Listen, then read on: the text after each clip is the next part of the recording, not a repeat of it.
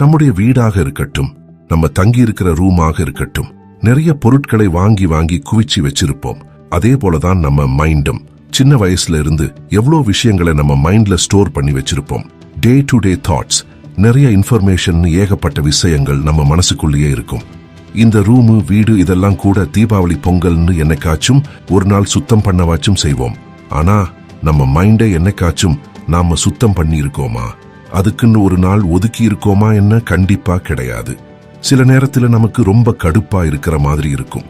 ஏன் அப்படி இருக்குன்னு தெரியாது. ஆனா ரொம்ப டிஸ்டர்ப் ஆகி இருப்போம். அது ஏன் தெரியுமா? ஏன்னா நம்ம மைண்ட் அப்படியே ஃபுல் ஆகிடும். அங்க இடமே இல்லை அப்படிங்கிற அளவுக்கு இருக்கும். ஆனா அந்த நேரத்திலையும் நாம எதையாவது ஒன்ன பத்தி யோசிச்சுட்டே தான் இருப்போம். அந்த மாதிரி நேரத்துல நமக்கு ஒரு மாதிரி கடுப்பா இருக்கும்.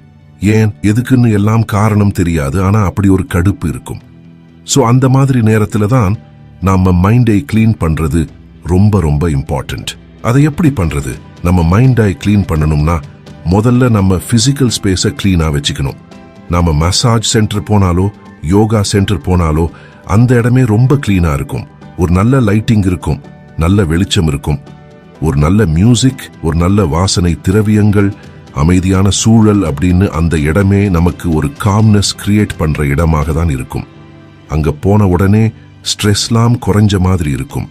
அதுதான் நம்ம மைண்டுக்கு நம்ம வீட்லயும் தேவை. அது உங்க டேபிளா இருக்கலாம், உங்க கபர்டா இருக்கலாம், அது எல்லாமே சுத்தமா இருக்கணும். அப்படி சுத்தமா இருக்கணும்னா அங்க இருக்கிற அன்வான்டட் திங்ஸ் எல்லாத்தையும் தூக்கி போடுங்க. நம்ம உபயோகப்படுத்தாத ட்ரெஸ், மெட்டீரியல்ஸ், பழைய பில்ஸ், அப்படி இப்படின்னு நிறைய விஷயங்கள் குப்பை மாதிரி இருக்கும். அது எல்லாத்தையும் கொண்டு போய் தூக்கி போட்டுருங்க. என்னைக்காவது உதவும் அப்படி இப்படின்னு எந்த காரணமும் சொல்லாம எல்லாத்தையும் தலைய சுத்தி தூக்கி போடுங்க. நம்ம இருக்கிற இடத்துல தேவையான விஷயங்கள் மட்டும் இருக்கிறப்ப நம்ம மைண்ட்லயும் தேவையான விஷயங்கள் மட்டும் இருக்கும். ஒரு பாத்திரம் முழுக்க தண்ணி இருக்கு, அதை கிளீன் பண்ணணும் அப்படின்னா என்ன பண்றது? இருக்கிற தண்ணிய முதல்ல வேற ஒரு இடத்துல ஊத்தி வைக்கணும். அதேதான் நம்ம மைண்ட் ஃபுல்லா நிறைய விஷயங்கள் இருக்கு. அதை சுத்தம் செய்யணும் அப்படின்னா நம்ம மைண்ட்ல இருக்கிற தேவையில்லாத விஷயங்களை, பழைய நினைவுகளை ஒரு பேப்பர்ல எழுதி வைக்கலாம். இந்த மாதிரி எழுதி வைக்கிறதை 2 வகையாக பிரிக்கலாம். ஒன்னு டு டூ லிஸ்ட், இன்னொன்னு நாம டயரி எழுதுறது. இந்த டு டூ லிஸ்ட்ல என்ன எழுதணும் அப்படின்னா நம்ம என்ன வேலைகளை எல்லாம் செய்யணும் அப்படின்னு நினைக்கிறோமோ, என்னென்ன அப்பாயின்ட்மெண்ட்ஸ் எல்லாம் வச்சிருக்கோமோ, எதெல்லாம் வாங்கணும் அப்படின்னு நினைச்சிட்டு இருக்கோமோ, இந்த மாதிரியான லிஸ்டை மைண்ட்ல யோசிச்சுட்டே இருப்போம். அது எல்லாத்தையும் டு டூ லிஸ்ட்ல எழுதுங்க. அதே இப்போ ஸ்பெசிஃபிக்கா ஒரு விஷயத்தை பத்தி சொல்ற மாதிரி இருக்கும். யாரையாவது பத்தி நல்லதா இல்ல கெட்டதா சொல்ற மாதிரி இருக்கும். இல்ல உங்க மன வருத்தமா கூட இருக்கலாம். அதையெல்லாம் நீங்க உங்க டயரியில எழுதலாம். அப்படி எழுதிட்டு உங்களுக்கு கம்ஃபர்டபுளா ஃபீல் ஆகல அப்படின்னா அதை அப்படியே கிழிச்சு போட்டுருங்க. ஆனா அதை பேப்பருக்கு கன்வெர்ட் பண்ணிடுங்க. உங்க மைண்ட்ல அந்த விஷயம் இருக்கவே கூடாது. இப்போ நமக்கு திடீர்னு ஏதாவது ஒரு யோசனை வரும். ஏதாவது ஒரு விஷயத்தை நினைச்சு வருத்தப்படுவோம். ஏதாவது ஒரு புது ஐடியாஸ் இருக்கும், அதை பத்தி திங்க் பண்ணிட்டே இருப்போம். அப்பெல்லாம் நான் என்ன பண்றது? டயரியா என் கூடவே எடுத்துட்டு போக முடியுமா அப்படின்னு கேட்டா, அதுக்கு தான் நம்ம மொபைல் கூடவே எடுத்துட்டு போறோமே. மொபைல் இல்லாம நாம இப்போ ஒரு நிமிஷம் கூட இருக்கிறது இல்லை, சரிதானே? மொபைலிலேயே நிறைய ஆப்ஸ், நோட்ஸ், டிஜிட்டல் டைரின்னு நிறைய விஷயங்கள் இருக்கு.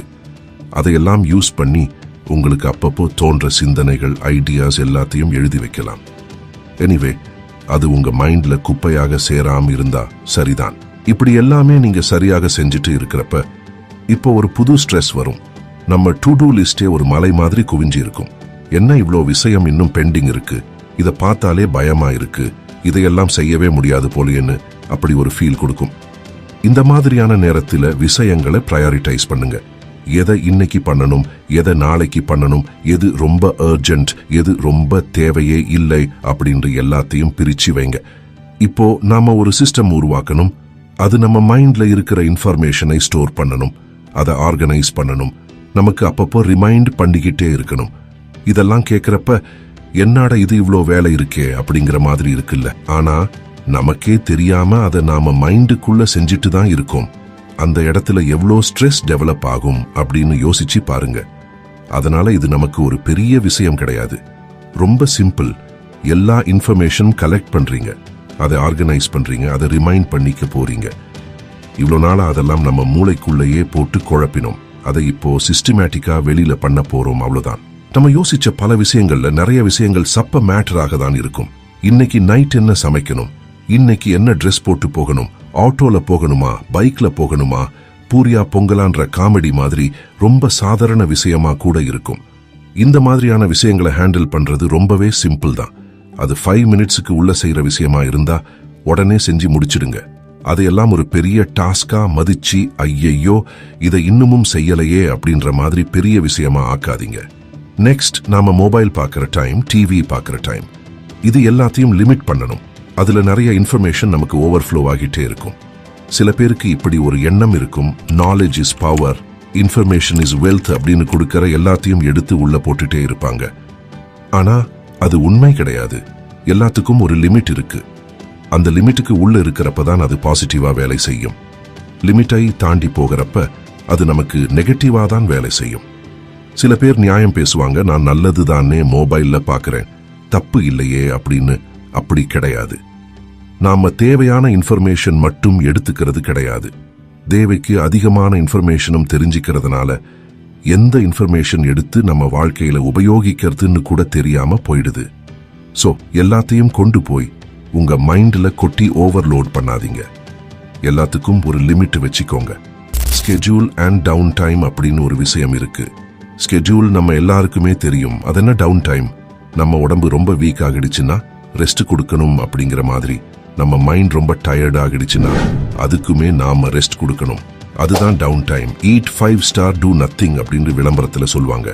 அது கூட இல்ல, டூ நத்திங், அவ்வளவுதான். எதுவுமே செய்யாம நம்ம மைண்டை பார்த்துக்கிறது அப்படின்றது தான் அதுக்கான டவுன் டைம் அப்படின்றது.